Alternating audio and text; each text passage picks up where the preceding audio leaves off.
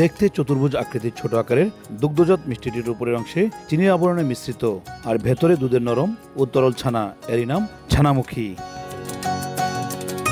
খাবারটি মুখে দিলে এর স্বাদের ভিন্নতা যে কাউকে আকৃষ্ট করবে। ব্যতিক্রমী এই মিষ্টি কেবল ব্রাহ্মণবাড়িয়াতে মিলে। জেলায় আগত অতিথিদের ঐতিহ্যবাহী এই মিষ্টি দিয়ে আপ্যায়ন করা হয়। প্রথমে দুধ দিয়ে ছানা তৈরি করা হয়, পরে সাদা কাপড় মুড়িয়ে ছানাকে মন্ডায় রূপ দেওয়া, পানি ঝরানোর পর তা কেটে টুকরো করা হয়। পরের ধাপে চিনি শিরায় টুকরোগুলো জাল দিয়ে ছানামুখী তৈরি করা হয়। বিভিন্ন গ্রামের থেকে দুধ আসে, এরপর আমরা জাল দিই, দেওয়ার পর আমরা ছানা করি। আমাদের ছানামুখী শুধু দুধ দিয়ে তৈরি হয়, কোনো ভেজাল নাই। 1 নম্বর কাটে দুধ দিয়ে যে তৈরি করি, তার কারণে মনে করেন যে আমরা এই সুস্বাদুরা ব্রাহ্মণবাড়িয়ার মানুষে গৌরব করে বলতে পারে যে আমরা সারা বাংলাদেশের জন্য বিখ্যাত জিনিস ব্রাহ্মণবাড়িয়াতে পাওয়া যায়। ব্যতিক্রমী এই মিষ্টিকে গত বছরের 24 সেপ্টেম্বর বাণিজ্য মন্ত্রণালয় থেকে জিআই পণ্য হিসেবে স্বীকৃতি দেওয়া হয়েছে। তখন থেকে এর চাহিদা ও সুনাম ছড়িয়ে পড়েছে দেশ বিদেশে।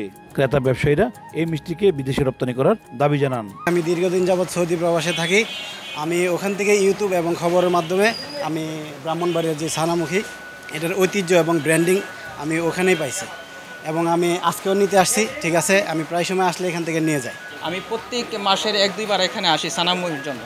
আসলে মূলত মাতৃ ভান্ডারের ছানামুখী, মানে এখানের ছানামুখিটা সবচেয়ে বিখ্যাত। এই পণ্যটার জন্য বাহিরের জন্য সুন্দরভাবে চলে, আলহামদুলিল্লাহ অনেক সুন্দর, অনেক ভালো, অনেক সুস্বাদু। সরকার এখানে বিভিন্নভাবে বিভিন্ন পদক্ষেপ গ্রহণ করে, মানুষের মধ্যে যদি সচেতনতা আসে, এবং আমার মনে হয় এই মিষ্টান্ন আপনার সারা দুনিয়াকে বিবাহিত করবে। শুধু ব্রাহ্মণবাড়িতে তৈরি হয়, দেশে বাংলাদেশে আর কোথাও এটা তৈরি হয় না।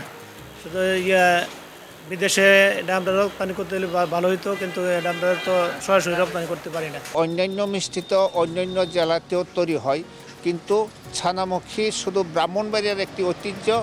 এটি ব্রাহ্মণবাড়িয়া ছাড়া আর কোথাও তৈরি হয় না। এই ছানামুখীকে পৃষ্ঠপোষকতা দেওয়া হলে এটি আরও ব্যাপকভাবে প্রসারিত হবে বলে আমরা মনে করি।